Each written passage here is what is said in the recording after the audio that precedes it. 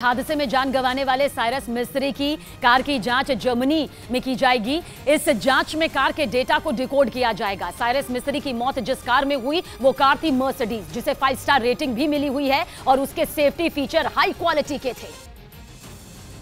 लेकिन शुरुआती जांच में कहा जा रहा है कि साइरस मिस्त्री की मौत इसलिए हुई क्योंकि उन्होंने सीट बेल्ट नहीं लगाई थी। इस बीच हादसे का एक नया वीडियो भी सामने आया जिसमें एक शव को बाहर निकाला गया। बताया जा रहा है कि ये उस शख्स का शव है जो साइरस मिस्त्री के साथ पीछे बैठा था। कहा जा रहा है कि आगे बैठे लोगों की जान सीट बेल्ट लगाने और समय पर एयर बैग खुलने की वजह से बच गई, लेकिन साइरस और उनके साथ बैठे दूसरे शख्स के लिए सीट बेल्ट न लगाना जानलेवा साबित हुआ। साइरस मिस्त्री पीछे बैठे हुए थे और उनके साथ उनका दोस्त भी पीछे बैठा हुआ था। तो दो लोग पीछे बैठे हुए थे, वो सीधे इससे जो आगे की सीट है उससे टकराते हैं।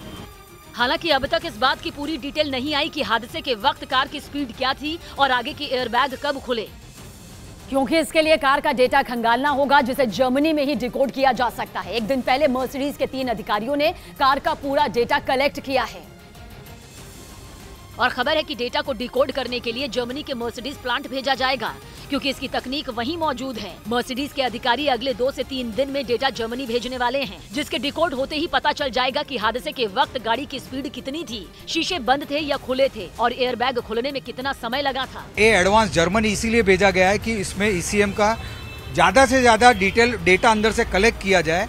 जानकार बताते हैं कि मर्सिडीज कार में एक बॉक्स होता है जिसे ईसीएम यानी कि इंजन कंट्रोल मॉड्यूल कहते हैं।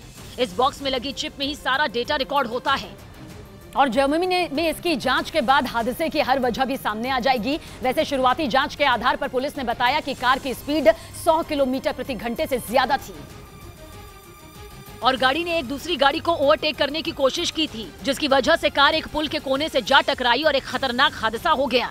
वैसे इस कार से जुड़ी एक जानकारी आई जिसमें बताया गया कि जिस कार में साइरस मिस्त्री सवार थे उसका 7 से 8 बार चालान कट चुका है, जिसकी वजह थी तेज रफ्तार, क्योंकि सड़कों पर लगे सीसीटीवी में कार हाई स्पीड में दिखी थी और इस बार भी कार की स्पीड तेज बताई जा रही है। हालांकि अब तक सटीक रफ्तार का पता नहीं चला है, जिसके लिए फाइनल डेटा का इंतजार करना होगा। लेकिन एक बात पक्की है और वो ये कि साइरस मिस्त्री की मौत ने कार में सीट बेल्ट लगाने और रफ्तार कंट्रोल में रखने की अहमियत समझा दी।